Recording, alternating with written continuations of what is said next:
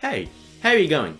Good. Today I realised that I actually really like doing movie reviews, so I'm going to do another one today, and I'm probably going to start doing more of these in the future because I haven't really done all that many in the... How many I've done? I've done more book reviews, but I'm going to start doing more movie reviews.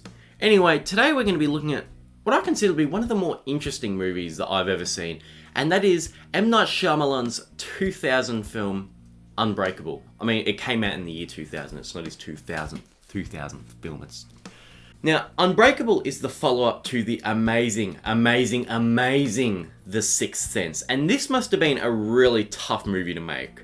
To follow up a movie that was winning praise in pretty much every aspect, Shyamalan had a lot to live up to, and I don't think he met the expectations of too many people at the time, which to me is straight up bullshit. It kind of pisses me off because you look at the Rotten Tomatoes consensus of this movie and it straight up says, with a weaker ending, Unbreakable is not as good as The Sixth Sense. This just shows that when this movie first came out, they were looking for a twist ending to blow them away, and it didn't blow them away as much as The Sixth Sense did, and they got all shitty.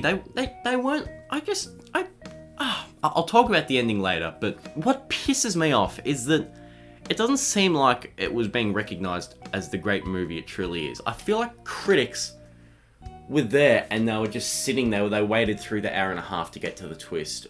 They didn't even take notes on any of the rest of the movie. They just waited for the twist and they just slept through the first hour and a half. And that was what was going to determine whether it was a good movie or not. And it didn't. The twist didn't hit as hard as The Sixth Sense. So, now, I'm not going to lie. I still prefer The Sixth Sense over this movie. I'm sorry. I do. But this movie gets close. And I think the respect that I have for this movie is a big part of the reason of why I love it so much. Also, a major spoiler warning is going to be in this video too. So if you haven't seen Unbreakable, go do it. It's really good. Don't wait around for the twist. Actually sit there and watch the whole movie and enjoy. Just see what's going on. Okay? Please do it. Don't be like the critics. Unbreakable is about a man named David Dunn. And he's a little bit depressed with life. He's just a bit over it. And his marriage is struggling and he just doesn't feel like everything is panning out for him.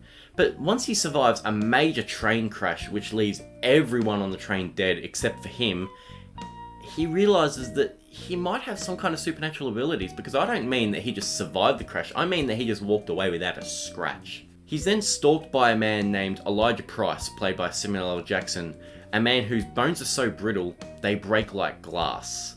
So it's a really interesting premise, and that's just a very general overview. This film dives into subject matters like family rebuilding, telepathic abilities, destiny, fate, and most importantly, superheroes and the comics they are and the world which they live in, which I think is really cool. What I love about this movie is how just low-key it is in everything. I went into it expecting a decent sci-fi thriller because I feel like that's the kind of reputation the film has, but of course there are some people that really like it, but I feel like overall people are like, yeah, it's quite good. I'd always heard it be kind of talked about as an in-between movie that Shyamalan did between The Sixth Sense and Signs, two fantastic films. And at first this movie seems like nothing more than that. It starts with this awesome long take on the train of a Bruce Willis's character, and he's kind of hitting on this woman. We see him take his ring off quickly before she sits down. The camera work between these seats is so well done, and not only does this scene provide great insight for our lead character instantly, it serves as a metaphor for his entire character. It's one long, unbroken shot which mirrors the way that he is, as the title suggests, unbreakable. This movie is filled with these little genius nitbits, and I fucking love that. Shyamalan truly is a great director, and although he has multiple duds, peak Shyamalan is a real treat. But then as the movie goes on, it never becomes anything overly epic. It stays the kind of same underground kind of thing, and obviously he's struggling with his marriage, and he's also trying to raise a young kid at the same time, played by Spencer Trent Clark, who I am really excited to see in Salem's Lot, so I'm excited to see how that goes. Anyway, he's such a great part of the movie. He really loves his dad, and he hasn't been seeing much of him, so he's been missing him. And just little things, like he knows which train his dad's catching when coming home, and he knows when he'll be home in time. It's just so nice little things that make you really like the character. And he really thinks that his dad is a superhero, which eventually causes a dilemma where he pulls a gun on his dad, trying to see if he actually is unbreakable. And that is one of the most tense scenes of the movie. Every single person in this movie is fantastic. Bruce Willis does a great job at showing a really kind of dejected man who just hasn't found his place in the world. And when he does find his place, realizing that he's actually a superhero in disguise, and he finally feels happy and that his life is worth something, fuck, you can feel it. It is so well done. The arc is just fucking... I really like Robin Wright in this movie too. She isn't a standout or anything, but she plays a role just so well, and she just feels like a person, and I love that. Samuel L. Jackson as the tormented Mr. Glass is fantastic too.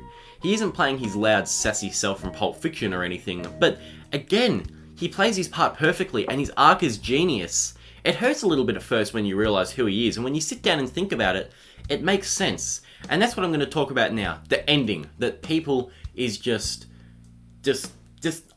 just don't like it. And that's the thing. The most polarising part of any Shyamalan film is the ending. But with Unbreakable, we learn that the supposedly sympathetic Mr. Glass was actually the one behind the train crash and multiple other horrific events, as he believes that superheroes walk the earth.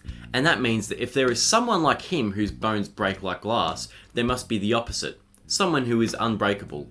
And he did all of these things to see if anyone would walk away without a scratch. And finally, the train crash found someone that walked away without a scratch. And I think that the reveal that he was behind it is what turned a lot of people off, but it really makes sense.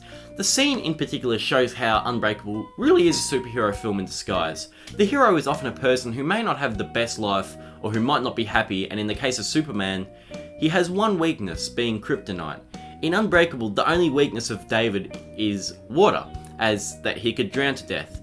And the villain is usually close to the hero in some way, and is also the complete opposite of the hero. David has to save people. Mr. Glass causes people harm. David is white. Mr. Glass is black. David is unbreakable. Mr. Glass shatters basically on impact.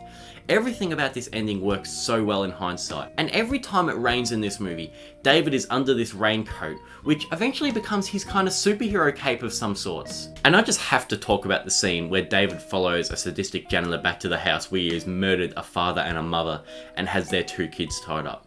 This might be one of the most inspiring scenes I've ever seen in the movie. The feeling when he puts the janitor in the headlock, along with the score by James Newton Howard, which is incredible for the whole film. Oh my god, it really comes through the screen and fills you up with genuine happiness and joy. It is so great.